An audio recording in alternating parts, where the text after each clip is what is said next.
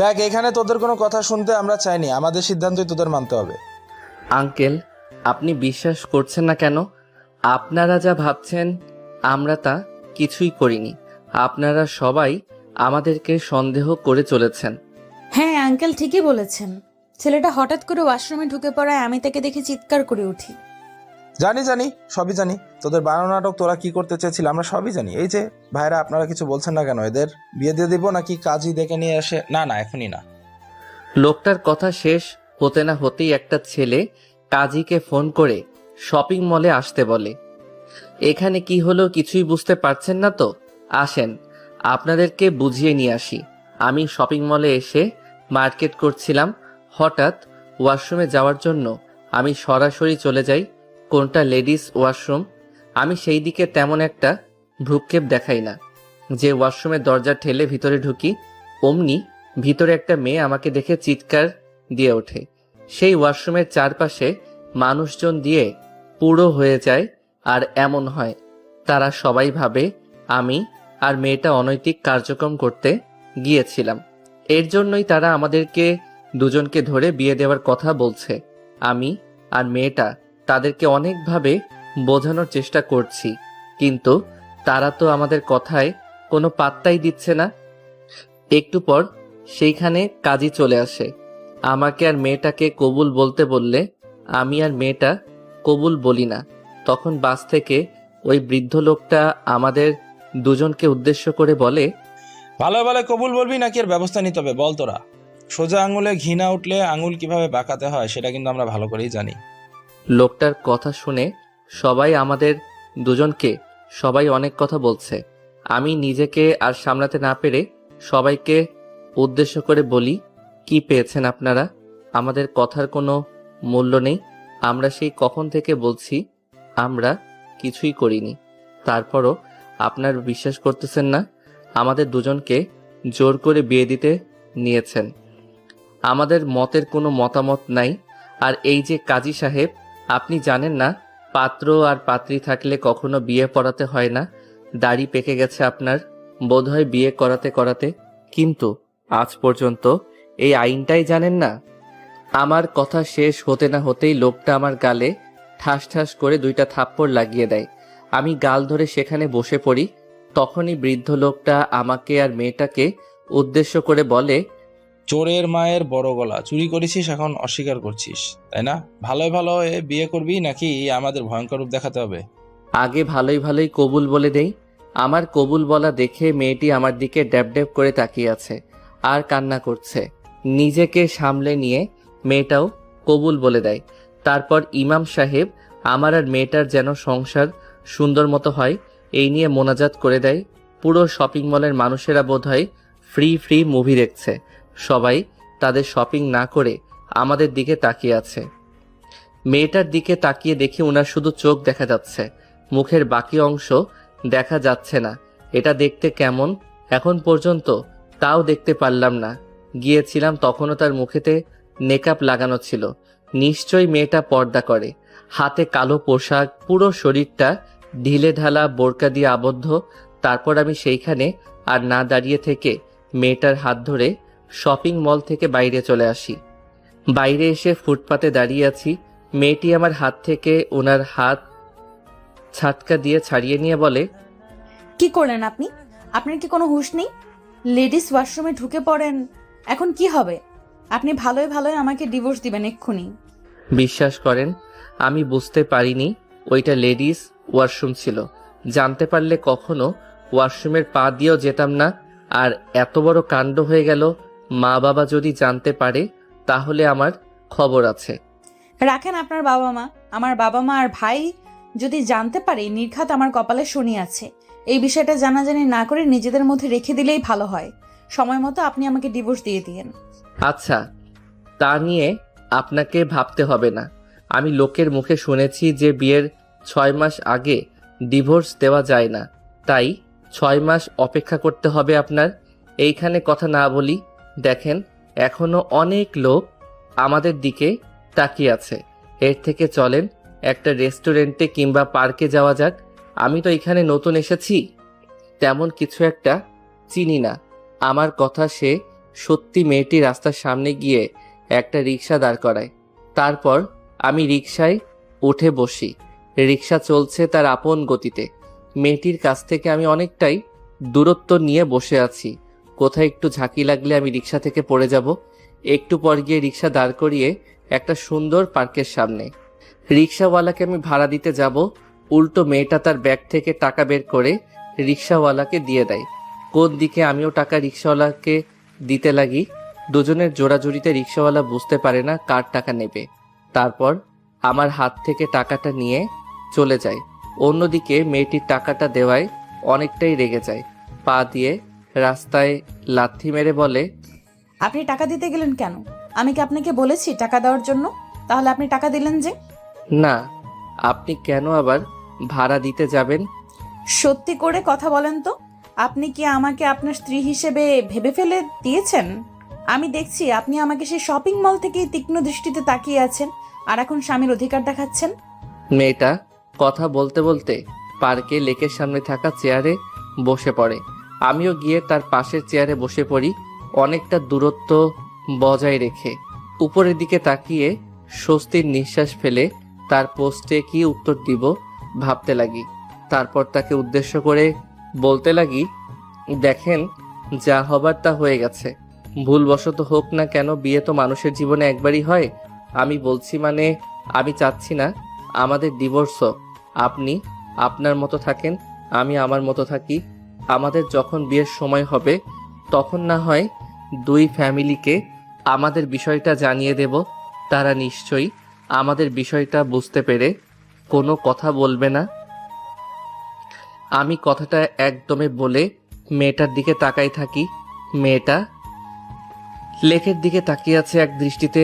আমি ভাবতে লাগি, এই বুঝি মেয়েটা এখন আবার গালে ঠাস করে থাপ্পড় লাগিয়ে দিবে। সকালে যে কার মুখ দেখে উঠেছি, যেখানে যাচ্ছি সেখানে শুধু অঘটন ঘটাচ্ছি। আবার ধ্যান ভেঙে মেয়েটির কথা শুনে, হ্যাঁ, আমিও তো তাই ভাবছি। বাঙালি মেয়ের বিয়ে একবারই হয়, দ্বিতীয়বার হয় না।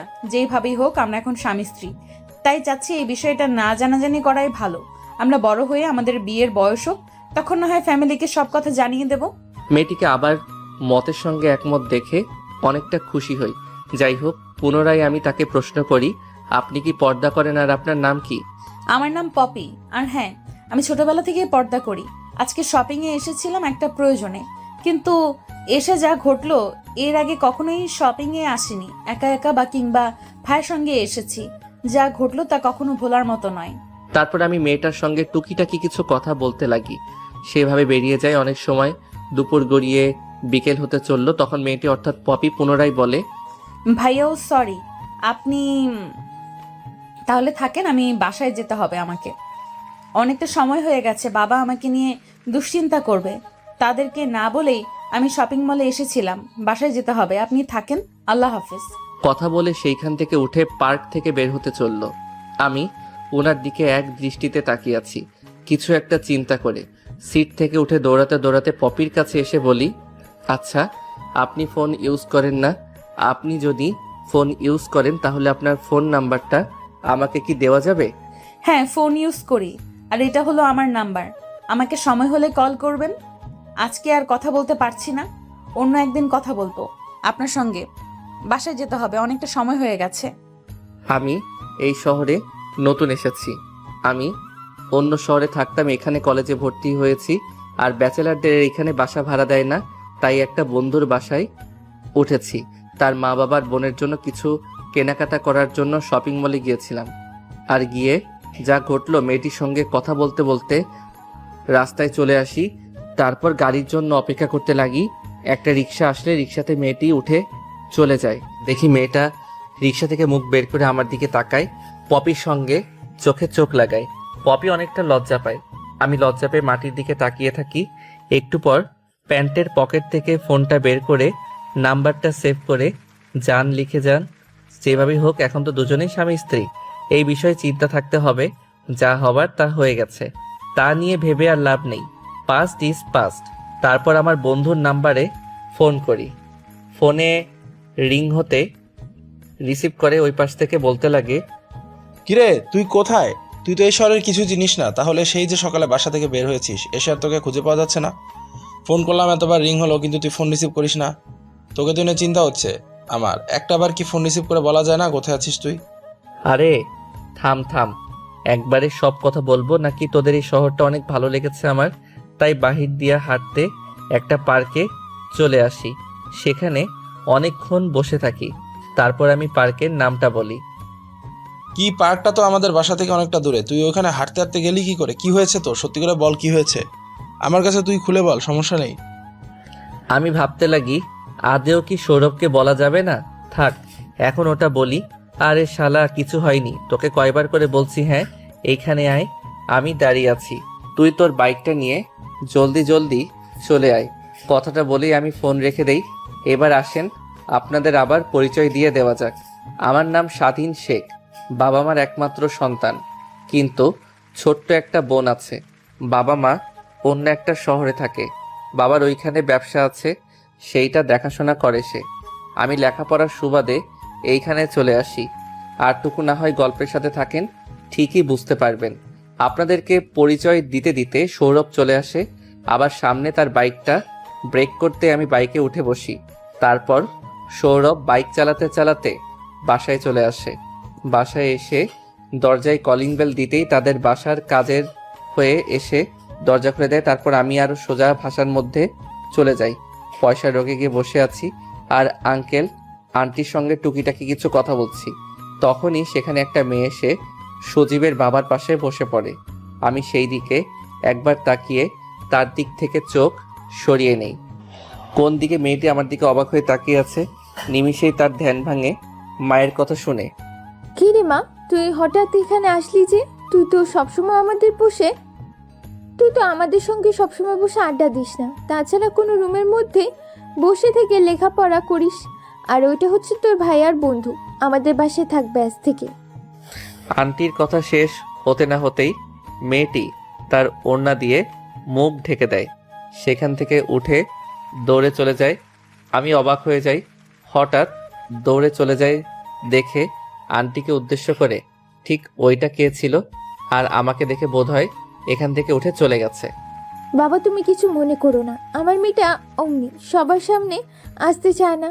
আর আসল কথা, ও পর্দা করে, সবার সামনে তেমন একটা আসে না। ও বুঝতে পারেনি তুমি এখানে বসে আছো, তাই এইখানে পর্দা ছাড়াই চলে আসছে। তোমাকে দেখতে পেয়ে দৌড়ে চলে যায়, তুমি কিছু মনে করো না বাবা। ও আচ্ছা। আন্টি কথা বলে সেখান থেকে কিচেন রুমে চলে যায়।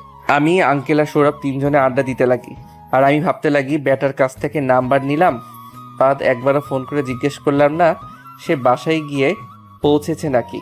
তখনই সেইখানে আন্টি চা নিয়ে আসে, তারপর আমাকে আর সজীবকে আর আঙ্কেলের দিকে এগিয়ে দেয়। আমি চা নিয়ে খেতে লাগি, তারপর আরও একটু আঙ্কেল আন্টির সঙ্গে আড্ডা দিয়ে সৌরভ আমাকে নিয়ে উপরে চলে আসে, তারপর একটা রুম দেখিয়ে দেয় আর বলে, শোন, এটা তোর রুম, আর ভুলে ওইদিকে যাবি না, ওইটা আমার বোনের রুম, ও পর্দা করে। তুই ওইদিকে গেলে আর ও যদি তোকে দেখতে পায় তাহলে তোর সঙ্গে খারাপ ব্যবহার করতে পারে। আর আমি জানি আমার বন্ধু মোটেও তেমন ছিল না, তারপরে তোকে বললাম তুই যেন ওইদিকে না যাস। আর এই যে পাশের রুমটা, এটাই আমার, কোনো যদি সমস্যা হয় তাহলে আমাকে বলে দিস কিংবা ফোন করিস, ওকে? আচ্ছা বুঝতে পারছি। তারপর আমি রুমের মধ্যে চলে যাই। রুমে গিয়ে দেখি সাজানো গোছানো আমার ব্যাগগুলো দেখে পাশেই রয়েছে। ব্যাগগুলো খুলে আলমারির মধ্যে জামা কাপড়গুলো রাখতে লাগি। তখনই দরজায় কেউ কড়া নাড়ে। আমি গিয়ে দরজা খুলে দেখি একটা মেয়ে সুন্দর করে তার মুখ হিজাব দিয়ে বেঁধে রয়েছে। আমাকে সালাম দিয়ে বলে, আপনাকে আব্বু আম্মু নিচে খাবার খাওয়ার জন্য ডাকছে, আপনার জন্য সবাই অপেক্ষা করছে, আসেন। কথাটা বলেই সেখান থেকে মেয়েটা চলে যায়। আমি তার চলে যাওয়ার দিকে অবাক হয়ে তাকিয়ে আছি। ছাদে কি ভাবছিস এইগুলো? তুই তো এখন বিবাহিত, এগুলো ভাবিস না, মোটেও ভাববি না। আর মেয়েটার কণ্ঠস্বর কেমন যেন চেনা চেনা লাগলো, মনে হয় কোথায় যেন শুনেছি, কিন্তু মনে করতে পারছি না কিভাবে। এর আগে তো কখন সৌরভের বাসায় আসলে, ওর বোনকে তো আরো চিনি না, তাহলে কিভাবে ও গড কথাটা চিন্তা করতে করতে দরজা আটকে দিয়ে খাবার টেবিলে চলে এলাম। চেয়ারে বসতেই সৌরভের বোন খাবারের প্লেটটা নিয়ে সেখান থেকে উঠে বসার রুমে চলে যায়। তারপর আমি পুনরায় খেতে লাগি, কিন্তু আমার ভালো লাগছে না। আমার জন্য এই বাসার মেয়ে টেবিল থেকে উঠে অন্য জায়গায় গিয়ে খাবে, কেমন দেখায় না। তাই আমি সৌরভকে বলি, সৌরভ তুই কিছু মনে করিস না, আমি তোদের বাসাতে থাকতে পারবো না, আমাকে একটা ফ্ল্যাটের ব্যবস্থা করে দে। আর আমি টুকিটাকি রান্না বান্না করতে পারি, তাও যদি না পারি তখন না হয় কাজের মেয়েরা। শালা চুপ করবি? তোদের বাসায় আমি 5 বছর ছিলাম, কখন আমি তো এমন করিনি। আর এখন তুই আমাদের বাসায় এসে বাইরে থাকবি বলছিস কেন? এটা কি তোর নিজের বাসা মনে করতে পারছিস না, নাকি তোর খারাপ লাগছে আমাদের এই বাসাটা পছন্দ হয়নি? পছন্দ হবে কি করে? তুই তোর মা বাবার আদরের দুলালি, তোদের তো কোটি কোটি টাকা, বাড়ি ঘর, আর আমাদের সামান্য একটা দালান। আরে না, মোটেও না। তুই যা চিন্তা করছিস তা কিছুই না। আমার এইখানে থাকতে ভালোই লাগছে। মায়ের সমস্ত লোক আন্টির হাতে খাবার খেতে পারছি। কিন্তু তোদের বাসায় কতদিন থাকবো বল? বাইরের মানুষ তো অনেক কথা বলতে পারে, তাই না? আমিও তো তোদের বাসায় ছিলাম প্রায় 5 বছর। বাইরের মানুষ তো কিছুই বলবে না, তোকে কিছু বলবে না। এখন চুপচাপ আমার হাতের ঘুষি না খেতে চাইলে খাওয়া দাওয়া করবি আর কলেজ করবি, আর একটা কথা বলবি না, বুঝলি? আমি সৌরভের কথার উপরে আর কোনো কথা না বলে খাওয়া দাওয়া শেষ করে আমার রুম দরজা লাগিয়ে দিয়ে খাটে বসে হাতে ফোন করি। আড্ডা দেওয়ার মধ্য দিয়ে অনেকটা সময় পার হয়ে যায়। তখনই স্বাধীনের বাবা বলে, অনেক তো হলো আড্ডা দেওয়া, অনেক ক্ষুধা লেগেছে। আর নতুন বৌমা রান্না করেছে, খেয়ে দেখি কত ভালো রান্না করে। কথাটা বলেই স্বাধীনের বাবা খাবার টেবিলে চলে যায়। অন্যদিকে স্বাধীনের বাবার দেখা দেখি সবাই খাবার টেবিলে চলে যায়। খাবার টেবিলে গিয়ে বসে, তাই পপি সবাইকে খাবার সার্ভ করতে লাগে। স্বাধীনের বাবাকে খাবার দিলে স্বাধীনের বাবা এক লোকমা খাবার খেয়ে পপির দিকে তাকিয়ে বলে, বাহ, তুমি তো অনেক ভালো রান্না করো। বিশ্বাস করো, অনেক সুস্বাদু হয়েছে তোমার খাবারটা। তার মানে আমি রান্না করলে খাবারটা তোমার ভালো লাগে না, স্বাদ হয় না, এটাই বলতে চাচ্ছ? নতুন বৌমা রান্না করেছে আর তার খাবার স্বাদ হয়েছে, তাই তো? কথাটা বলেই স্বাধীনের মা অভিমানী স্বরে অন্যদিকে তাকায়। পপি তাদের কথা শুনে কি বলবে কিছুই বুঝে উঠতে পারছে না। তখন আমতা আমতা করে বলে, মা রেগে যাচ্ছেন কেন? বাবা তো আপনাকে রাগানোর জন্যই কথাগুলো বলেছে। না, নতুন বৌমা পেয়ে তোমার বাবা আমাদেরকে ভুলে গেছে। আমার রান্না স্বাদ হয় না, তোমার রান্না স্বাদ হয়, এটাই বোঝাচ্ছে। হায় আল্লাহ, এতদিন আমি কাকে রান্না করে খাওয়াইলাম, শেষে কিনা সে আমার খাবারে খোঁটা দিচ্ছে। শেষমেশ কিনা আমাকে রান্নার খোঁটা দিচ্ছে, আমার রান্নার স্বাদ হয় নাই এগুলো বলছে। যা সত্যি তাই বললাম, তাতে এত রিয়েক্ট করার কি আছে? আর তুমি অমন করছো কেন? তোমার রান্নার স্বাদ হয় না এটা আমি একবার বলেছি? তোমার রান্নাও স্বাদ হয়, বাট আজকে নতুন বৌমার হাতের রান্নাটা অনেক স্বাদ হচ্ছে, এটাই বলছি আমি। পপি দুজনের কথোপকথন শুনে ভ্যাবাচাকা খেয়ে যায়। কি বলবে কিছুই বুঝতে পারে না। তার জন্যই আজ তাদের দুজনের মধ্যে ঝগড়া লেগে গিয়েছে। পপিকে চিন্তিত হয়ে তাকিয়ে থাকতে দেখে সামিয়া পপির কাছে এসে কানে কানে বলতে লাগে, ভাবি কিছু মনে করো না, আজকে না প্রথম এসেছো যখন, তাহলে প্রত্যেকদিন দেখতে পারবেন দুজনে এমন অভিমান ভালোবাসা। এগুলো কিন্তু তুমি আবার রাগ মনে করো না। দুজনের ভালোবাসা সেই ছোট্ট থেকে দেখে আসছি। তারা দুজন প্রত্যেকদিন এমন ঝগড়া করবে, ঝগড়া দেখতে দেখতে এমন অবস্থা হয়েছে, আমার আর ভাইয়ার বাবা মার ঝগড়া না দেখলে আমাদের যেন দিনটাই ভালো কাটে না। একটু অপেক্ষা করো, তখন দেখবেন দুজনে আবার ঠিক হয়ে যাবে। আরে তুমি বুঝছো না কেন? বৌমার রান্না একদম বাজে হয়েছে, তার মন রক্ষার জন্য আমি বলেছি ভালো হয়েছে। বুঝো না তুমি? নাকি এটাও তোমাকে ভালোভাবে বুঝিয়ে দিতে হবে? ও তাই বলো? হ্যাঁ হ্যাঁ বৌমা, আসলে তোমার রান্না অনেক স্বাদ হয়েছে। তোমার বাবাকে আমি শুধু শুধু বকা দিলাম। এক লোকমা খাবার স্বাধীনের মা তার মুখে দিয়ে কথাগুলো বলে ওঠে পপিকে উদ্দেশ্য করে।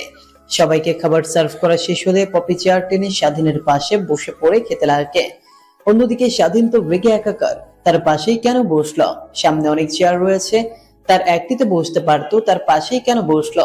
এক লোকমা খাবার খেয়ে সেখান থেকে উঠে পড়ে। কি রে বাবা, কই যাচ্ছিস? খাবার খেয়ে যা। আর হাত ধুলি কেন? মা, আমার ক্ষুধা লাগেনি তাই খাইনি। তোমার খাওয়া দাওয়া করো, আমি রুমে যাচ্ছি। কথাটা বলে সেখানে স্বাধীন আর এক মুহূর্ত না দাঁড়িয়ে থেকে রুমে চলে যায়। অন্যদিকে পপি বুঝে উঠতে পারছে না হঠাৎ করে তিনি এমন ব্যবহার করলো কেন। পপি খাওয়া দাওয়া শেষ করে খাবারের বাটিগুলো কিচেন রুমে নিয়ে গিয়ে পপি, সামিয়া আর স্বাধীনের মা তিনজন মিলে খাবার প্লেটগুলো পরিষ্কার করতে লাগে। তারপর পুনরায় বসার রুমে বসে টিভিতে খবর দেখছিল। অন্যদিকে স্বাধীন তার রুমে গিয়ে রাগান্বিত হয়ে পড়ার টেবিলে বসে মোবাইলে ফেসবুক স্ক্রলিং করছিল। তখনই হঠাৎ মেসেঞ্জারে একটা শব্দ হয়। মেসেজটা অন করতেই দেখে, কিরে বন্ধু, কেমন কাটলো সিনিয়র ম্যাডামের সঙ্গে বাসরাত? এত স্ট্রেঞ্জ বললি না তুই? মেসেজটা দেখে স্বাধীন তড়িঘড়ি করে ফোন করে সজীবকে। একবার রিং হতেই ফোন রিসিভ করে ওই পাশ থেকে কিছু বলতে যাবে তার আগেই স্বাধীন বলতে লাগে, শালা, তোর জন্য আজ এমন দিনটা দেখতে হচ্ছে আমার। আমি বারবার করে বললাম পালিয়ে যাই পালিয়ে যাই, তুই বললি না বিয়ের দিন কিছু একটা করে বিয়েটা ভাঙবি? তোরা শালা, কিন্তু তোরা তো কিছুই করি না, উল্টো জোর করে বিয়ে করতে হলো আর বাসরাত সেটা বিষয় জানতে চায় শালা। তোদের আগে সামনে পাই, তারপরে তোদের কি করব আমি নিজেও জানি না। দেখ বন্ধু, রাখবি না। আমরা অনেক চেষ্টা করেছি তোর বিয়ে ভাঙানোর জন্য। আঙ্কেলের কাছে অনেকগুলো ফিক নিয়ে গিয়েছিলাম পপি ম্যাডামের, কিন্তু ফিকগুলো দেখো না দেখা বান করে, সে যেন বোঝা যায় আমাদের প্ল্যানটা। তাও আমরা ঠেকেনি, কাজীকে বেঁধে রেখেছিলাম। তখন অন্য একটা কাজীকে নিয়ে গিয়ে তোকে বিয়ে দেয়। আর বল কতভাবে তোর বিয়ে ভাঙানোর চেষ্টা করব। আমরা শেষমেশ কোনো বুদ্ধি না পেয়ে আমরা তোর বাসায় কারেন্টের লাইনটা অফ করে দেই। দেখি তোর বাসায় কারেন্টের লাইন জ্বলছে। সামনের দিকে এগোতে দেখি জেনারেটর ব্যবস্থা করা। ভেবেছিলাম কারেন্টের লাইন অফ করে দিয়ে তোকে বাসা থেকে বের করে নিয়ে আসব, কিন্তু তা তো ব্যর্থ হই। বল আর কতভাবে তোকে বাসা থেকে বের করে আনার চেষ্টা করব। আমরা কোনো চেষ্টাতে ত্রুটি রাখিনি, বুঝলি? আর তুই আমাদের 14 গোষ্ঠী উদ্ধার করছিস। আগে তোকে কাছে পাই, তারপর আমরা তোর 14 গোষ্ঠী উদ্ধার করব। কোনো তথ্য দিলি না, উল্টো রাতভর আমাদের দিয়ে কাজ করালি। সত্যি তোরা এত কিছু করেছিস, আজ তোদের বন্ধু হিসেবে পেয়ে আমি অনেক গর্বিত। আচ্ছা, তোরা এখন সবাই কোথায় আছিস? আমি তোদের সঙ্গে দেখা করব। তারপর সজীব তারা যেখানে সবাই আড্ডা দিচ্ছে সেই অ্যাড্রেসটা দিয়ে দেয়। অন্যদিকে সজীব আর তার বন্ধুরা নিজেদের মধ্যে কথোপকথন করছে। শালা, তুই তো বানিয়ে বানিয়ে অনেক মিথ্যা কথা বলতে পারিস। তোর কাছ থেকে কিছু শিখতে হবে রে। স্বাধীনকে যেভাবে উল্টাপাল্টা বুঝালে, যদি ওই কোনোভাবে জেনে যায় যে তার বিয়েতে আমাদের অবদানই ছিল সব থেকে বেশি, তাহলে কি করবে আমাদের বুঝতে পারছিস? আর তুই কিনা তাকে কি সব বললি, আল্লাহই জানে। ও যদি কোনদিন জানতে পারে পপি ম্যাডামের কাছ থেকে কিংবা তার মা বাবার কাছ থেকে, তখন কি হবে বুঝতে পারছিস?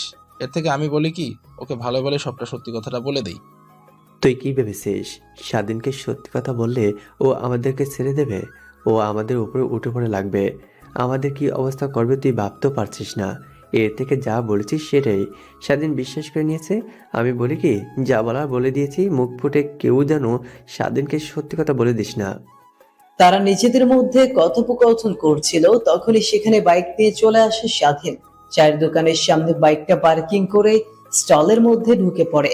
স্বাধীনকে সবাই দেখে দাঁড় করে হ্যান্ডশেক করতে লাগে আর বলতে লাগে, ভাই তোর কাছ থেকে ট্রিট চাইবে না। বাসর রাতে কি হয়েছে সেগুলো আমাদের বল, ওটাই আমাদের জন্য ট্রিট। আমরা একটু সেটা শিখে ইন্টেলিজেন্ট হই। শুনবে না, শোনার দরকার নাই, আমি ভিডিও করে এনেছি, সেটা দেখ। এটা দেখে ভালোভাবে এক্সপার্ট হয়ে নে। আরে না, মোটো না। আমরা কি এসব দেখতে চাইছি নাকি? আমি শুধু চেয়েছি কি হয়েছে সেগুলো আমাদের বল। আর না বললে দরকার নাই, থাক, তোর এই বিষয়ে তোদের মধ্যে থাক। আরে না, দেখবি না কেন? দেখ, এই যে দেখ দেখ, দেখে তোরা একটু শেখ।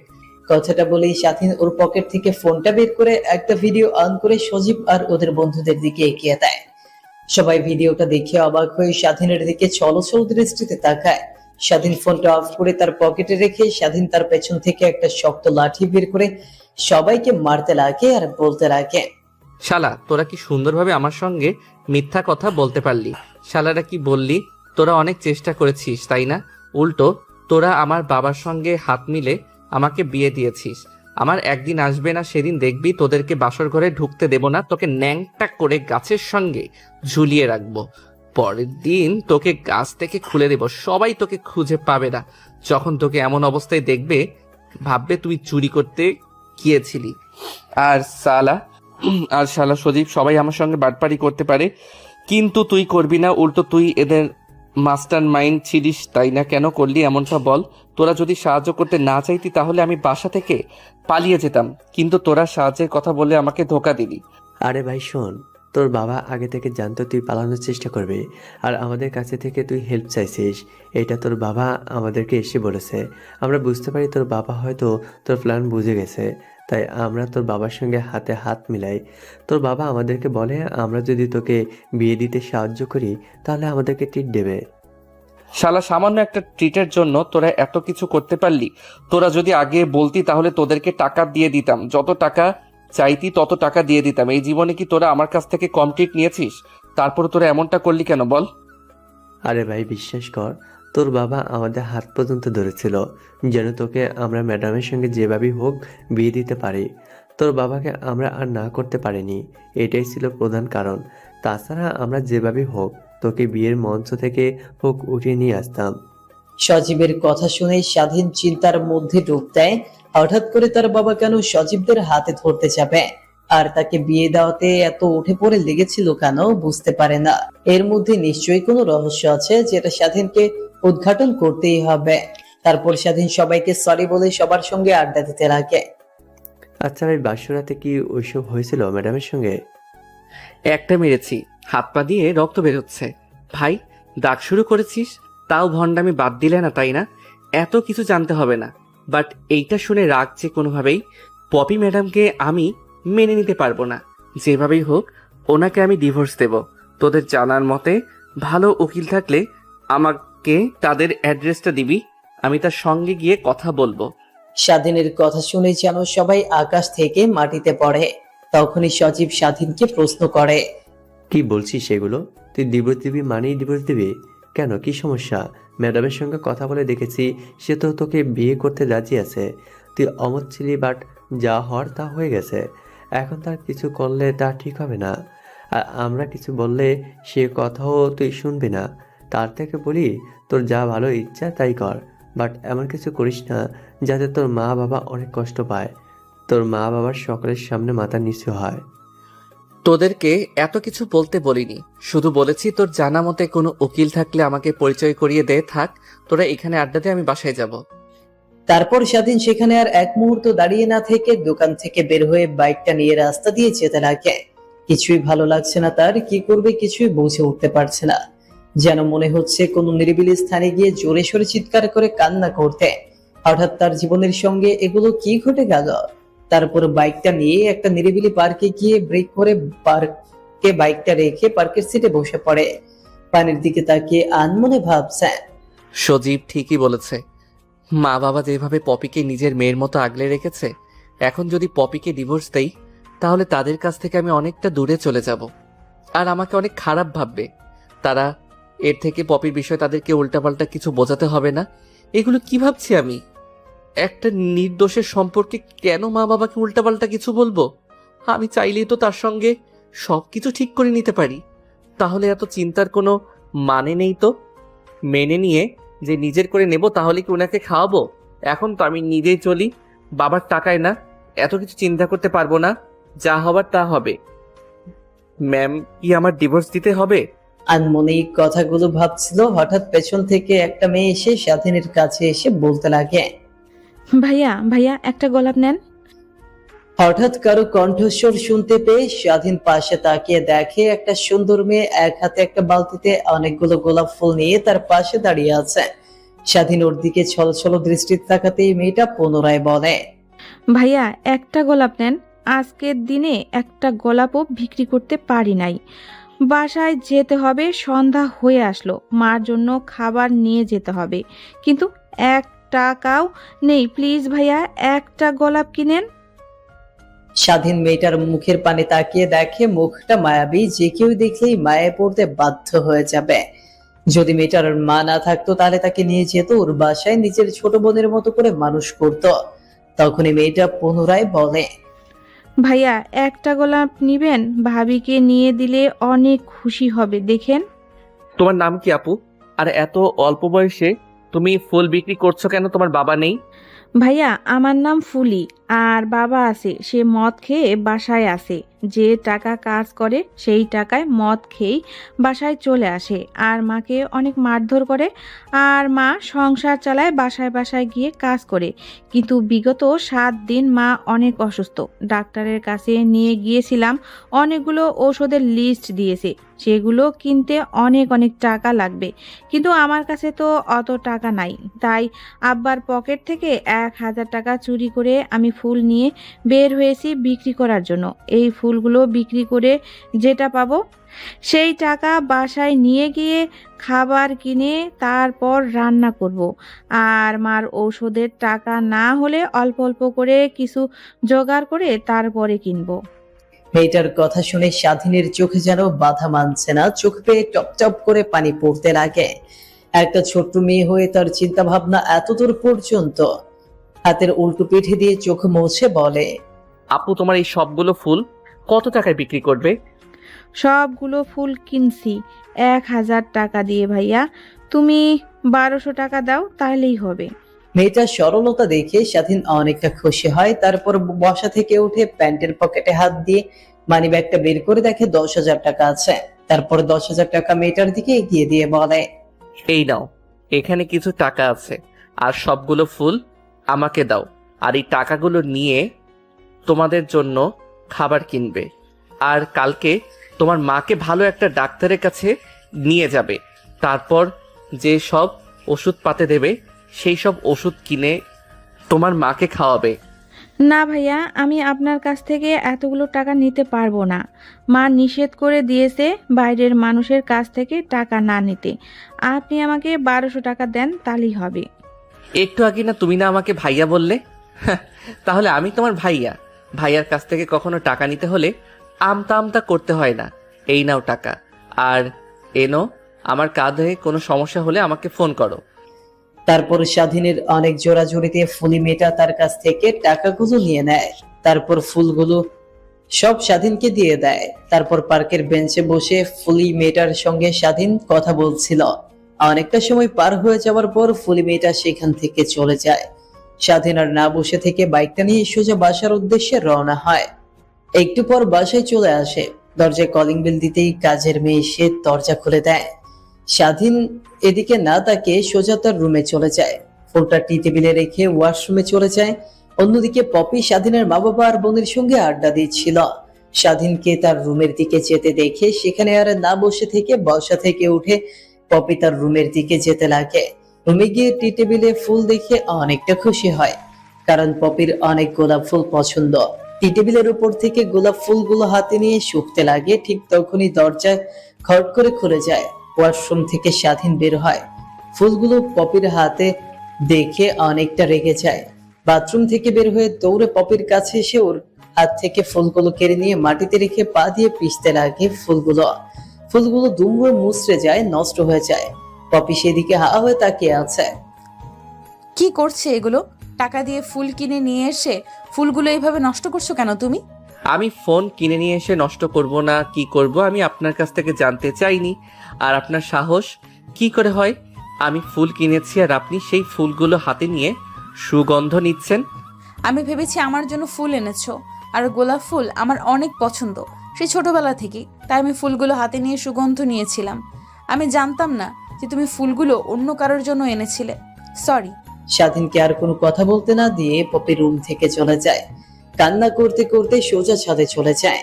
স্বাধীন পপির যাওয়ার দিকে তেমন একটা ভ্রুক্ষেপ না করে পুনরায় খাটে এসে আধশোয়া হয়ে বসে ফেসবুক স্ক্রলিং করছিল। তখনই একটা মেইলি ফেসবুক অ্যাকাউন্ট থেকে ধুম করে একটা মেসেজ আসে।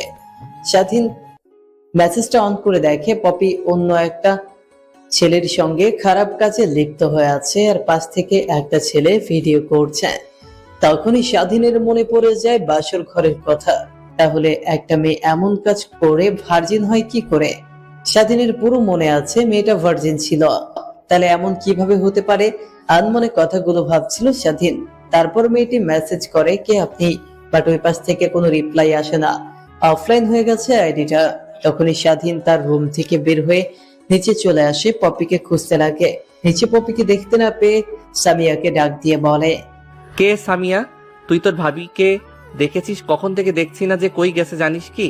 নিজেও দেখছি না, আমার সঙ্গে দেখছি না, বাবা মার সঙ্গে তো আড্ডা দিচ্ছে না, তাহলে কই গেল সে? ভাইয়া তুমি কি একবারও খেয়াল করে দেখেছো? ভাবি কিন্তু প্রায় গিয়ে ছাদে দাঁড়িয়ে থাকে, শহরের মনোমুগ্ধকর পরিবেশটা উপভোগ করে। তুমি যে একবার ছাদে দেখো, দেখবে ভাবি আসছে নিশ্চয়ই। তারপর স্বাধীন বসার রুম থেকে উঠে সোজা ছাদে চলে যায়। ছাদে গিয়ে দেখে পপি একা হয়ে বাহিরের দিকে তাকিয়ে আছে। ওর কাছে গিয়ে পেটে হাত দিয়ে পাশে ঘুরিয়ে দেখে কান্না করছে। নিমিষে পপি তার হাত দিয়ে চোখের জল মুছে স্বাধীনের দিকে তাকিয়ে, কি হয়েছে তোমার হঠাৎ করে? পেছন থেকে এমন ভাবে আচমকা টান দিলে কেন? পপিকে আর কোনো কথা বলতে না দিয়ে স্বাধীন তার ফোনটা অন করে ভিডিওটা প্লে করে পপির দিকে এগিয়ে দেয়। পপি ভিডিওটা দেখে অবাক হয়ে যায়, স্বাধীনের দিকে বড় বড় দৃষ্টিতে তাকিয়ে বলে, বিশ্বাস করো তুমি, এগুলো সব বানোয়াট, এডিট করা। এসব আমি মোটেও করিনি। হয়তো তোমাকে কেউ একজন আমার বিষয়ে ভুল বলেছে, তাই হয়তো তুমি আমাকে মেনে নিতে পারছো না স্ত্রী হিসেবে, তাই তো? স্ত্রী হিসেবে মেনে নাও বা না নাও, কিন্তু একটা কথা বিশ্বাস করো যে এগুলো সব এডিট করা। এগুলোর সঙ্গে আমি একদমই করিনি। আমার জানা মতে আপনার কোনো শত্রু নেই যে আপনার ভিডিও এডিট করে আমার কাছে দেবে। আর কারো মনে ঠেকা পড়ছে যে আমাদের সংসারের আগুন জ্বালাতে আসবে। নিশ্চয়ই আপনি এমন কিছু করেছেন, না হলে কখনোই এই ভিডিওটা কোনোভাবে এডিট করা আমার মনে হচ্ছে না। স্বাধীনের কথা শেষ হতে না হতেই পপি স্বাধীনের পায়ের নিচে স্বাধীনের পা ধরে বলতে রাখে, বিশ্বাস করো, এগুলো সব বানোয়াট এডিট করা ভিডিও। ওই মেয়েটা আমি না, হয়তোবা অন্য কেউ ছিল। পপিকে লাথি দিয়ে ছাদ থেকে খটখট করে নিচে চলে আসে। অন্যদিকে পপি ছাদে দাঁড়িয়ে আনমনে ভাবছে কে বা কারা তাদের সংসারে এমন ভাবে আগুন জ্বালাচ্ছে, স্বাধীনকে ভুল বোঝাচ্ছে। তখনই হাতে থাকা ফোনটা বের করে পপি তার এক বন্ধুকে ফোন করে। আজ সূর্য কোন দিক দিয়ে উঠেছে? তুই আমাকে ফোন করলে? তুই তো কোনো উপকার ছাড়া আমাকে ফোন করিস না, আর মনে না হলে তো প্রশ্নই আসে না। তা আমি তোকে এখন কি উপকার করতে পারি যার জন্য ফোন করলি? আরে না, মোটেও না। আসলে কলেজ নিয়ে অনেক ব্যস্ত থাকায় কাউকে ফোন করতে পারি না, খোঁজ খবর নিতে পারি না। এর জন্য তোরা কিছু মনে করিস না। আর হ্যাঁ, একটা প্রয়োজনে তোকে ফোন করলাম। সেটা তো আমি ভালো করে জানি। এখন বল কিভাবে তোকে সাহায্য করতে পারি আমি। তোর হোয়াটসঅ্যাপে আমি একটা ফেসবুক আইডি দিচ্ছি। ওই ফেসবুক আইডিটা হ্যাক করবি, আর দেখবি রিসেন্টলি একটা ভিডিও পাঠাইছে। ওই ভিডিওটা এডিট করা, আর ওই ভিডিওটা এডিট করেছে কে আর কোন মেসেঞ্জার থেকে পাঠাইছে, তার নাম পরিচয় কি, এগুলো জেনে আমাকে বলবি। কিরে, তোর কি হয়েছে? হঠাৎ এমন করে বলছিস কেন? আর কার আইডি? কিসের আইডি? কিসের ভিডিও? কিছু তো বুঝতে পারছি না। বুঝবো তারপর না হয় দেখছি বিষয়টা আমি ভালো করে। আসলে তোদের কাউকেই বলা হয় না, আমি আমার কলেজে একটা স্টুডেন্টকে বিয়ে করেছি। সে আমাকে কোনোভাবে তার স্ত্রী হিসেবে মেনে নিচ্ছে না। এর মধ্যে তাকে একটা ফেক আইডি দিয়ে কে বা কারা যেন আমার এডিট করা একটা নষ্ট ভিডিও তার কাছে পাঠাইছে। এতেও অনেকটা রেগে গিয়ে আমাকে উল্টাপাল্টা কথা বলছে। ও আচ্ছা, এই ব্যাপার। তুই একটু ওয়েট কর, আমাকে 3টা ঘন্টা সময় দে। আমি সবকিছু ইনফরমেশন তোকে দিয়ে দেবো। স্বাধীন ছাদের ওপর থেকে নেমে তার রুমের দিকে যাচ্ছিল। স্বাধীন তার বাবা মায়ের রুম অতিক্রম করতেই তার বাবা আর মায়ের কথোপকথন শুনে রুমের সামনে দাঁড়িয়ে যায়। আসলে কিভাবে যে বন্ধুকে বলবো বুঝতে পারছি না। মূলত আমার উদ্দেশ্য ছিল এটাই। শপিং মলটা অবস্থা একদম নাজেহাল। ফলক কাছে দিন দিন ডাউন হয়ে যাচ্ছে। নতুন ভবন তৈরি না করলে 2-1 বছরের মধ্যে শপিং মলটা ভেঙে পড়বে। সরকার অনুমতি পাশ হয়ে গেছে কতদিন আগে, তাই বন্ধুর কাছে কিছু টাকা চাইছি। দেখো দেয় নাকি, বিনিময়ে বলছে তার মেয়েকে আমার ছেলের সঙ্গে বিয়ে দিতে, তাই রাজি হয়ে গেছে। স্বাধীন যদি কোনোভাবে জানতে পারে তাকে বিক্রি করা হয়েছে, তাহলে কি মনে করবে বলো? আর তোমার ছেলের থেকে, আর আমার ছেলে থেকে এত বয়স্ক মহিলাকে বিয়ে করেছো। আমরা হয়তো অনেক খুশি, সেটা নিজের যে কিভাবে বলবো একটা বার ওকে জিজ্ঞেস করে কথা বলা উচিত ছিল আমাদের। এখন না হয় ভালোই ভালোই আছে, কিছুদিন পর যখন তাদের মধ্যে বিচ্ছেদ ঘটবে তখন তুমি কি করবে বলো? আর আমার দেখে মনে হয় না যে স্বাধীন আর পপুর সম্পর্ক এখন ঠিক হয়েছে। ঠিক হয়নি, ঠিক হয়ে যাবে। যেটা নিয়ে আমি চিন্তা করি না। আমার টাকা আমি পেয়ে গেছি। এখন আমি নতুন একটা শপিং মল নেব, আমার শপিং মলের পাশেই। স্বাধীন কথাগুলো শুনে তার চোখ দিয়ে যেন আগুন বের হচ্ছে। তার বাবা তার সঙ্গে এমন করলো, সামান্য একটা মেয়েকে বিয়ে দিয়ে তার বাবার কাছ থেকে লাখ লাখ টাকা নিয়ে সে শপিং মল দিচ্ছে। কিছুই বুঝে উঠতে পারছে না সে। সেখানে আর এক মুহূর্ত দাঁড়িয়ে না থেকে সোজা তার রুমে চলে যায়। সোফায় বসে মাথায় হাত দিয়ে চুল টানতে টানতে ভাবতে লাগে। তার মানে পপির বাবাকে আব্বু আর আম্মু আগে থেকে চেনে, তাদের মধ্যে কোনো সম্পর্ক আছে।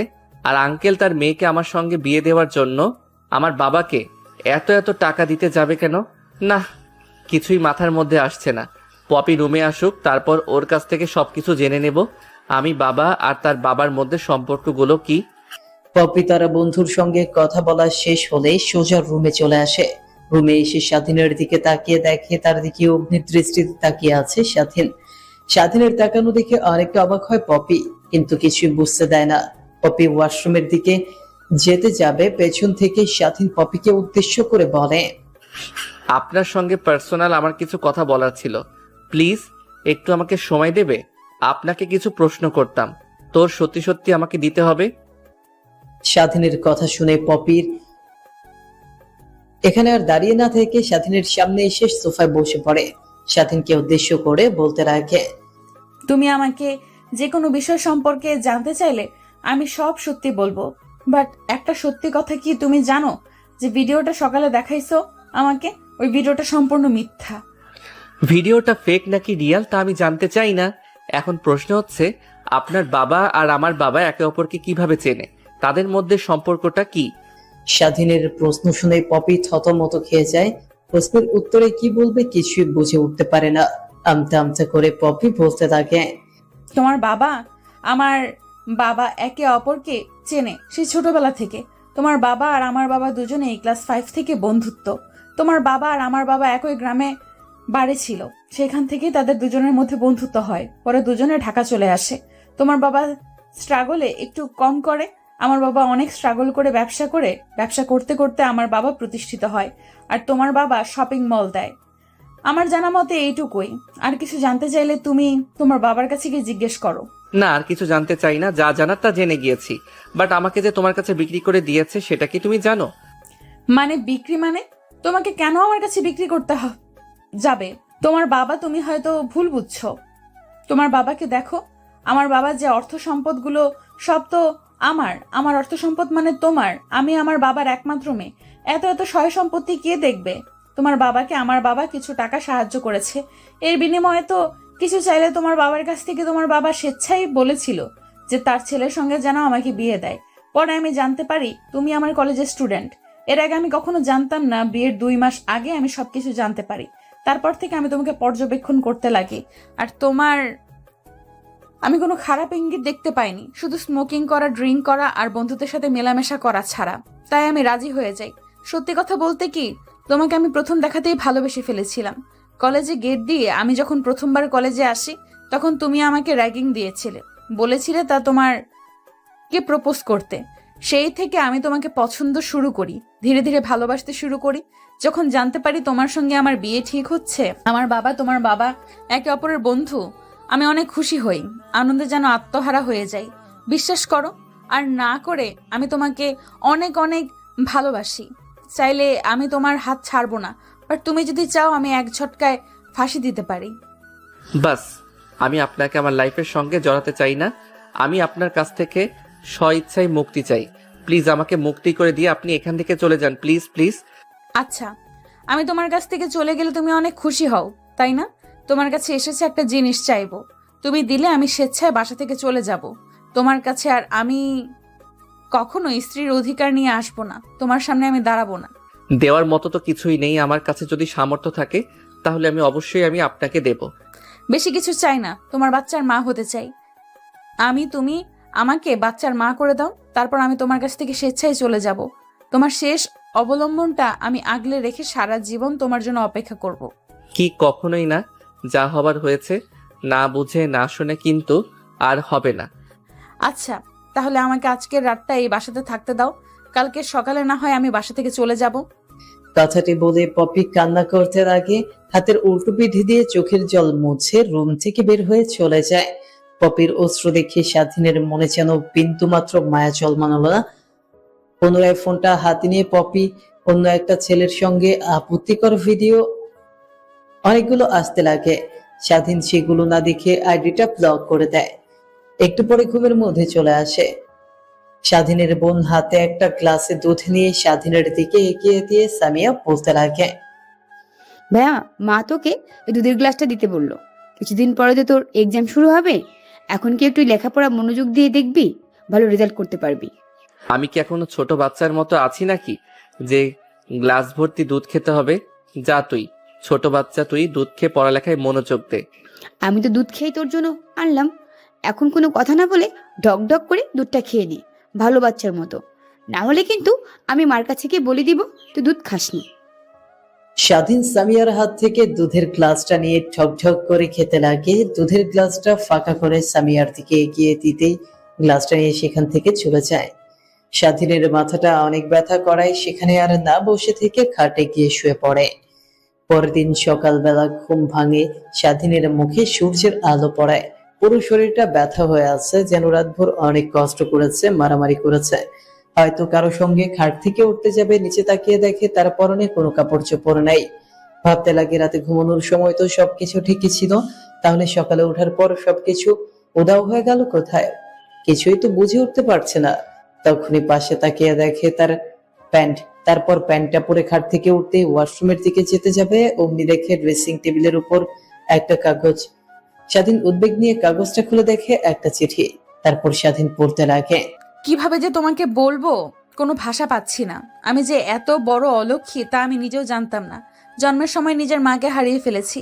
ভেবেছিলাম স্বামীর সংসারে গিয়ে তার মাকে নিজের মা বানাবো, তার বাবাকে নিজের বাবা বানাবো, আর স্বামীকে মাথায় করে রাখবো। কিন্তু তার হলো কই? স্বামী তো আমাকে মেনে নেয় না, উল্টো প্রতিনিয়ত ডিভোর্স দেওয়ার কথা বলে। আমি চাই তোমার জীবন থেকে চলে আসলাম। তুমি চাইলে যে কোনো সময় আমাকে তোমার ডিভোর্স লেটার পাঠিয়ে দিও, আমি সাইন করে দিব। আর হ্যাঁ, একটা কথা, মাঝে মাঝে তোমার সঙ্গে দেখা হলে কলেজে কখনো যেন আমাকে তোমার স্ত্রী হিসেবে সবার সঙ্গে পরিচয় করিয়ে দিও না, আর অধিকার খাটিও না।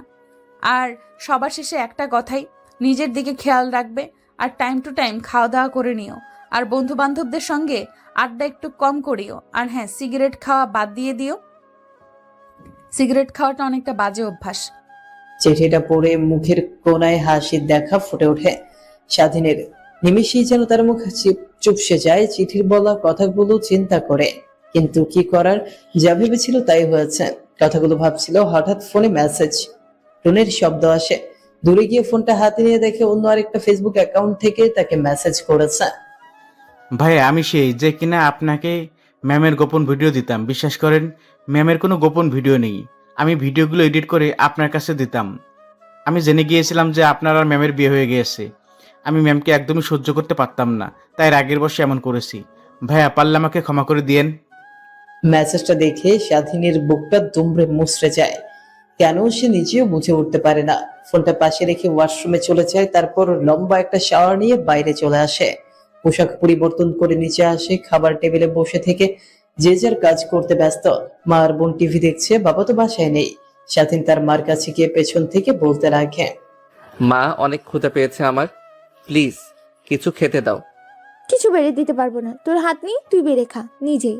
দেখ, খাবার টেবিলে সব কিছু গোছানো আছে, তোকে বেড়ে মুখে তুলে খাইয়ে দিতে হবে। যদি এটাই ইচ্ছা হয় তাহলে অন্য একটা তোর নিজের পছন্দ মতো বিয়ে করে ঘরে নিয়ে আয়, আর তারপর না হয় নিজের বউয়ের হাতে রান্না খাবি। মা, এগুলো কি শুরু করলে তুমি? যা সত্যি তাই বলেছি। খাবার টেবিলে খাবার আছে, মন চাইলে খেয়ে নে, না চাইলে না খা। স্বাধীন তার মার কথা শুনে অনেকটা রেগে যায়। টেবিলে থাকা প্লেটটা হাতে নিয়ে আছাড় দিয়ে সেখানে আর না দাঁড়িয়ে থেকে বাইক নিয়ে বাড়ি থেকে বের হয়ে যায়। বাইক চালাতে চালাতে একটা রেস্টুরেন্টে চলে আসে। তারপর রেস্টুরেন্টে ঢুকে খাবার অর্ডার দিলে খাবার খেয়ে নেয়। দীর্ঘ সময় বন্ধুদের সঙ্গে আড্ডা দিয়ে কাটিয়ে ফেলে। রাত যখন অনেকটা গভীর হয়, বাসে গিয়ে কলিং বেল দিতেই কেউ এসে দরজা খুলে দেয় না দেখে তো স্বাধীন একাকার। এত রাত হয়ে গেছে, এত করে কলিং বেল দিচ্ছে, কিন্তু কেউ দরজা খুলছে না। বাইরে থেকে অনেক চিৎকার চেঁচামেচি করতে লাগে। পরে স্বাধীনের মা এসে দরজা খুলে দেয়। সে কখন থেকে ডাকছে তোমাদের দরজার সামনে দাঁড়িয়ে থেকে? তোমাদের কি আমার ডাক কানে যায় না নাকি? এত করে ডাকছি, দরজা খোলার নামগন্ধ নেই। রাত 12টা 1টায় বাসায় ফিরবি বন্ধুদের সঙ্গে আড্ডা দিয়ে, তোর জন্য এত রাত বসে থাকবে কে বল? রাত জাগতে পারবো না। সময় মতো বাসায় না ফিরলে এমনই হবে। আজকে দরজাটা খুলে দিলাম, কিন্তু অন্যান্য দিন দরজাটাও খুলতে পারবো না বলে দিলাম। মা, তোমার আচরণ, বিহেভিয়ার চেঞ্জ কেন? কি হয়েছে? আমি কি এমন ভুল করলাম তোমরা এমন করছো? দেখ, তোকে কিছু বলতে চাই না, যা বোঝার তুই ঠিকই বুঝতে পারছিস। না বোঝার ভান করিস না। আমার একদম পছন্দ হয় না। যা, তোর রুমে চলে যা, আমার অনেক ঘুম পাইছে, আমি ঘুমাবো। কথাটা বলেই স্বাধীনের মা দরজা লাগিয়ে দিয়ে তার রুমে চলে যায়। অন্যদিকে স্বাধীন এক পা করে তার রুমের দিকে এগুচ্ছে আর ভাবছে। তার মানে পপি ম্যাডাম বাসা থেকে চলে যাওয়ায় সবাই আমার উপর রেগে আছে। আর কোনো চিন্তা না করে স্বাধীন তার রুমে গিয়ে ঘুমিয়ে পড়ে। পরদিন সকালবেলা ঘুম ভাঙতেই ঘড়ির দিকে তাকিয়ে দেখে বেলা 12টা বেজে গেছে। এত বেলা হয়ে গেল, এখন পর্যন্ত কেউ তাকে ডাকতে এলো না। অন্যান্য দিন এত বেলা হলে তাকে ডাকার জন্য মা নয়তো বোন আসতো কিংবা পপি আসতো, কিন্তু আজ কেউ আসলো না। দিন দিন মা বাবা বোনের ব্যবহার কেমন যেন লাগছে। স্বাধীনের জন্য বাসায় থেকেও সে অন্য গ্রহে বাস করে। এভাবে কেটে যায় অনেকটা দিন। স্বাধীন তেমন একটা কলেজেও যায় না। অনেকদিন পর আজ কলেজ যাচ্ছে। কলেজে গিয়ে তার গাড়িটা পার্কিং লটে রেখে সে শিমুলতলায় গিয়ে আড্ডা দেওয়ার ওইখানে গিয়ে স্বাধীন তার বন্ধুদের সঙ্গে গিয়ে আড্ডা দিতে লাগে। সেভাবে অনেকটা সময় কেটে যায়। তারপর এক এক করে সবাই ক্লাসরুমে চলে আসে। স্বাধীন তাদের সঙ্গে ক্লাসরুমে গিয়ে সিটে বসে ক্লাস করতে লাগে। যখন পপি ম্যাডামের ক্লাস আসে তখন স্বাধীন রুম থেকে বের হতে যাবে, তখন স্বাধীনের বন্ধুরা তাকে জোর করে ক্লাসে রেখে দেয়। পপি ম্যাডাম ক্লাসে এসে স্বাধীনের দিকে তাকাতেই তার মুখ ফ্যাকাশে হয়ে যায়, কারণ এই 7 দিনে স্বাধীন একদম শুকিয়ে গেছে, মুখ চোখ একদম কালো বর্ণ ধারণ করেছে, ঠিক মতো খাওয়া দাওয়া করে না, ঠিক করে ঘুমায় না। পপির চোখ দিয়ে এক ফোঁটা অশ্রু গড়িয়ে পড়লে পপি নিমিষেই তার হাত দিয়ে মুছে নেয়। তারপর এক এক করে সবার ক্লাস করাতে লাগে। স্বাধীনের ক্লাস করতে আর ভালো লাগছে না, তাই রুম থেকে বের হয়ে ক্যান্টিনে চলে যায়।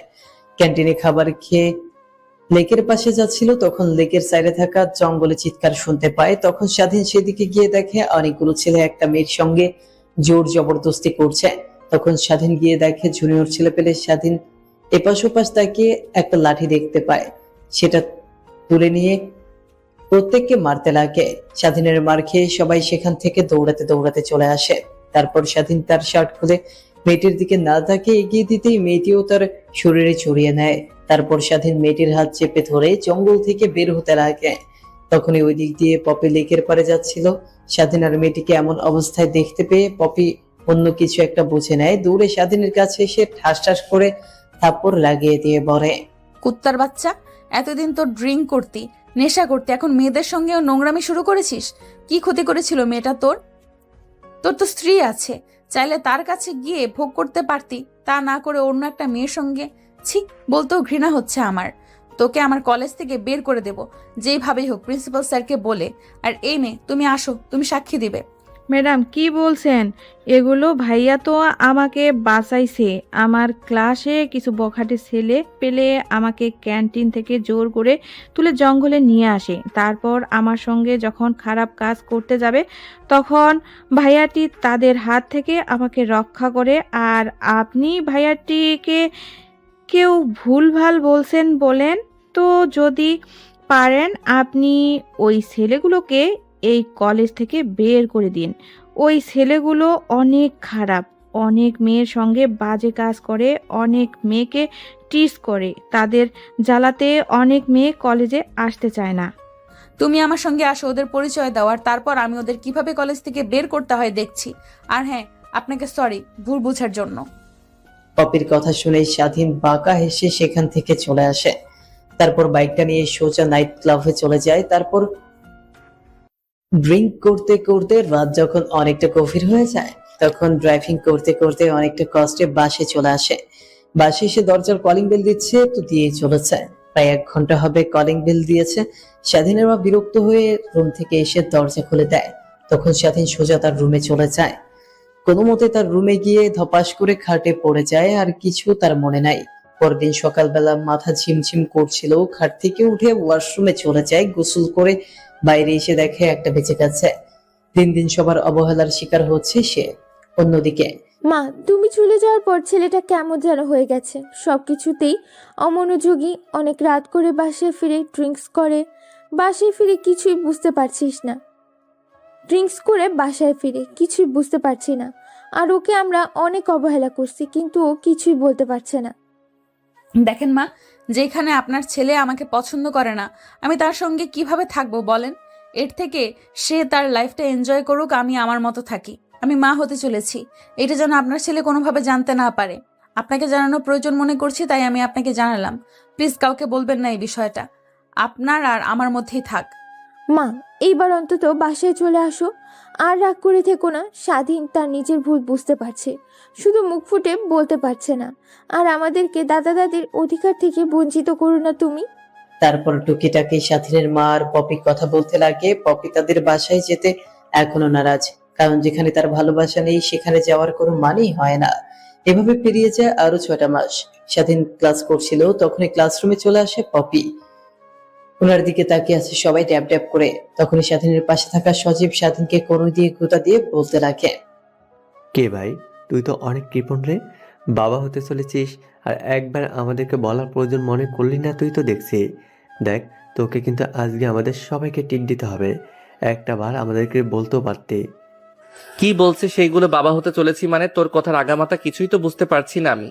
পপি ম্যাডামের দিকে ভালোভাবে তাকা, তাহলে বুঝতে পারবে। সজীবের কথা শুনে স্বাধীন পপির দিকে ভালোভাবে তাকিয়ে দেখে পপির পেট ফোলা। এমন ভাবে চলে আসে যেন যে কেউ মনে করবে পেটে বাচ্চা আছে, কিন্তু কিভাবে এমনটা সম্ভব স্বাধীন কোনোভাবেই বুঝে উঠতে পারছে না। আমাদেরকে উল্লু বানানো, তাই না? কয়েকদিন পর বাচ্চা বাবা হতে চলেছিস। ভাই বিশ্বাস কর, তারপর স্বাধীন সজীবকে তার আর পপির সম্পর্কে শুরু থেকে শেষ পর্যন্ত বলতে লাগে। সজীব স্বাধীনের কথা শুনে যেন আকাশ থেকে মাটিতে পড়ে। কিভাবে এসব সম্ভব? তার মানে পপি ম্যাডাম দুশ্চরিত্র একটা মহিলা। ভাবতেও কেমন যেন অবাক হচ্ছে। যতদিন ধরে চিনে তখনও তার চরিত্রে কিঞ্চিত পরিমাণে ভুল ইঙ্গিত দেখতে পায়নি সে। আজ কিনা এত কিছু হয়ে গেল। দেখ, আমার মনে হয় কি, কোনোভাবে না কোনোভাবে তুই ওই বাচ্চার বাবা। পপি ম্যাডামকে আমরা যতদিন ধরে চিনি, সে কোনোভাবেই দুশ্চরিত্রা মহিলা না। এই বাচ্চা বাবা তুই কোনোভাবে ওনাকে এগিয়ে জিজ্ঞেস কর, তাহলে তুই সত্যিটা জানতে পারবি। আমি বলি কি, ক্লাস শেষ হওয়ার পর ম্যাডামকে স্থানে দেখে নিয়ে গিয়ে বলিস, তাহলে ম্যাডাম সবকিছু খুলে বলবে। তখন না হয় কনফিউশন থেকে দূর হতে পারবি। যে কথা সেই কাজ। একটু পর যখন পপি ম্যাডাম ক্লাসরুম থেকে বের হয়ে যেতে লাগে, টিচার্স রুমের দিকে একটা ফাঁকা রুম পেয়ে যাচ্ছিল, তখনই ফাঁকা রুম থেকে স্বাধীন পপি ম্যাডামকে টান দিয়ে রুমের মধ্যে নিয়ে যায়। পুরো ঘর অন্ধকার, ঠিক তেমন ভাবে পপি দেখতে পাচ্ছে না সামনে থাকা ছেলেটাকে। নিজেকে সামলানোর জন্য সামনে থাকা ছেলেটাকে এলোপাথারি চড় থাপ্পড় দিতে লাগে। স্বাধীন পপির হাত চেপে ধরে বলতে লাগে, আপনার পেটের বাচ্চার বাবাকে সত্যি করে বলবেন। স্বাধীনের কথা শুনে পপি হা হা করে হাসতে লাগে। পপির হাসির কারণ স্বাধীন কিছুই বুঝতে পারে না। একটু পর পপি হাসি থামিয়ে দিয়ে বলতে লাগে, তুই শুনে কি করবি? তুই তো এই বাচ্চার বাপ না, তাই না? আর তোর জানার কোনো অধিকার নেই। আর তুই না বলেছিলি আমাকে ডিভোর্স দিবি? তা এখনো আমি তোর ডিভোর্স লেটার হাতে পেলাম না কেন? দেখেন, আমার প্রশ্নের উত্তরটা আমি চাইছি। আপনার আজে বাজে প্রশ্ন আমি শুনতে চাইনি। আপনার পেটের অর্থাৎ আপনার অবগত বাচ্চার বাবাকে আর কি তার পরিচয়? ওর বাবা পৃথিবীতে আর বেঁচে নেই, অনেক আগেই মারা গেছে। ও পৃথিবীতে প্রতিষ্ঠিত হলে এটা জানতে পারবে তার বাবা এই পৃথিবীতে নেই, মারা গেছে। আর কিছু জানতে চান আপনি? এখন যান, চাই না আমাকে কেউ দেখে ফেলে সমস্যা হবে। মানে এটা আমাদের বাচ্চা, তাই না? যেখানে আমাকে স্ত্রী হিসেবে মানতে চান না, সেখানে আমাকে স্ত্রী হিসেবে মেনে না নিয়ে সেখানে আমার পেটের বাচ্চা কি আপনার কিভাবে আপনার বাচ্চা বলে দাবি করছেন বলেন তো দেখি? এই বাচ্চার বাবা পৃথিবীতে বেঁচে নেই, এটাই সত্যি, এটাই বাস্তব, বুঝলেন? আর নেক্সট টাইম হুটহাট করে এমন ব্যবহার করবেন না। যদি করেন তাহলে আমি এর একটা ব্যবস্থা নেব বলে দিলাম। পপির কথা শেষ হতে না হতেই স্বাধীন তার হাত ছেড়ে দিয়ে পপির হাত তার পিঠে রেখে বলতে লাগে, আপনার হাত আপনার পেটে, আপনার ছেলের মাথায় হাত রেখে বলেন যে আপনার ছেলের বাবা মারা গেছে, সেই পৃথিবীতে বেঁচে নেই। আর আমি আপনার ছেলের বাবা না, তাহলে আমি আর আপনার সামনে জীবনে আর কখনোই মুখ দেখাবো না। আমি আপনার কাছ থেকে অনেক অনেক অনেক দূরে চলে যাব। আমার বাচ্চার বাবা বেঁচে আছে, আর বাচ্চার বাবা কেউ না, তুমি। স্বাধীন পপির কথা শুনে অনেকটা খুশি হয়। নিমিষেই তার চোখে অশ্রু নেমে আসে। এই অশ্রু যেন দুঃখের না, সুখের অশ্রু। তারপর পপির হাত টেনে রুম থেকে বের করে কলেজের পাশে থাকা লেকের পাড়ে গিয়ে একটা প্রান্তিতে বসে দিয়ে পপিকে আর স্বাধীন মাটিতে বসে পপির কাছে বলতে লাগে, প্লিজ আমাকে ক্ষমা করে দেন, আমি আপনাকে ছাড়া অচল। আপনি ছাড়া আমি এই জীবনে বড় দুষ্কর। প্লিজ প্লিজ প্লিজ আপনি আমাকে ক্ষমা করে দেন। আর আমার সঙ্গে আমার বাসায় চলুন। আপনি বের হয়ে যাওয়ার পর থেকে এই 8টা মাস আমি কিভাবে কত কষ্ট করে যে আমি বাসায় রয়েছি একমাত্র আমি জানি আর উপরওয়ালা জানে। বাসায় গেলেই সবসময় অবহেলার শিকার হচ্ছি। কেউ ভালোবাসে না, সবসময় সবাই যত ভালোবাসতো এখন কেউ আমার যত্ন নেয় না, খেয়েছে কিনা খেয়েছি সেটাও জানতে চায় না। তো আমি কি করব? আমি কেন আপনার বাসায় যাব? আর আপনাকে ডিভোর্স দিতে হবে না, অল্প কিছুদিনের মধ্যে আমি আপনাকে ডিভোর্স পাঠিয়ে দেব। প্লিজ সেই ডিভোর্স লেটারে সই করে দিয়েন। আর এই বাচ্চার অধিকার নিয়ে কখনো আমার সামনে আসবেন না। এই বাচ্চার যখন ভূমিষ্ঠ হবে তখন তার বাবার নামের জায়গা লেখা থাকবে মৃত, বুঝলেন? প্লিজ তুমি মোটেও এমন কাজ করো না। আমার বাবুকে আমার কাছ থেকে দূরে সরিয়ে রেখো না। স্বাধীনকে আর কোনো কথা বলতে না দিয়ে সেখান থেকে উঠে চলে যায় পপি। স্বাধীন সেখানে ঠাই মেরে দাঁড়িয়ে থেকে কান্না করছে তো করছে, নিজেকে শুধু দোষারোপ করছে। সেখানে আর দাঁড়িয়ে না থেকে ক্লাসরুমে গিয়ে কাঁধে ব্যাগ ঝুলিয়ে ক্লাসরুম থেকে বের হয়ে পার্কিং লট থেকে বাইকটা নিয়ে সোজা বাসায় চলে যায়। দরজার কলিং বেল দিতেই কাজের মেয়ে সে দরজা খুলে দেয়। পাশের রুমে গিয়ে দেখে তার মা আর বোন বসে আছে। স্বাধীন তার মার কাছে গিয়ে বসে তার পা জড়িয়ে ধরে বলতে লাগে, মা, আমি অনেক ভুল করেছি। আমি তো ওনার কাছ থেকে অনেক ক্ষমা চাচ্ছি, কিন্তু আমাকে তো তিনি কোনোভাবেই ক্ষমা করে দিচ্ছে না। তোমরা বললে ক্ষমা করবে, আমি জানি তোমাদের সঙ্গে এখনো ওনার কথা নাই। প্লিজ একটু বলো না আমাকে যেন ক্ষমা করে দিয়ে পুনরায় আমার কাছে চলে আসে। স্বাধীনের মা স্বাধীনের কথা এক কান দিয়ে শুনে অন্য কান দিয়ে বের করে দিচ্ছে। এভাবেই কেটে যায় আরো অনেক কয়টা দিন। স্বাধীন প্রতিনিয়ত পপির কাছে গিয়ে তার অধিকার চায়, কিন্তু পপি স্বাধীনকে তার অধিকার দিতে বারবার নারাজ থাকে। দেখতে দেখতে ডেলিভারি অর্থাৎ বাচ্চা ভূমিষ্ঠ হওয়ার দিন ঘনিয়ে আসে।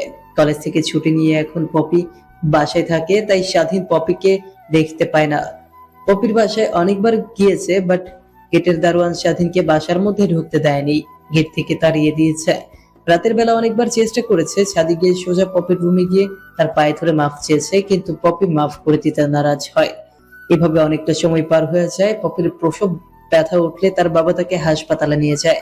অন্যদিকে পপি তার ফোন বের করে স্বাধীনের মা বাবা আর বোনকে ফোন করে হাসপাতালে অ্যাড্রেসটা বললে তারা হাসপাতালে চলে আসে। অন্যদিকে স্বাধীন তার রুমে বসে থেকে কান্না করছিল। তখনই স্বাধীনের ফোনে সজীব ফোন করে বলতে লাগে, স্বাধীন কই তুই? এই হসপিটালে চলে আয়, দেখ তোর কত কিউট একটা ছেলে হয়েছে, আমরা সবাই দেখেছি, তুইও চলে আয়।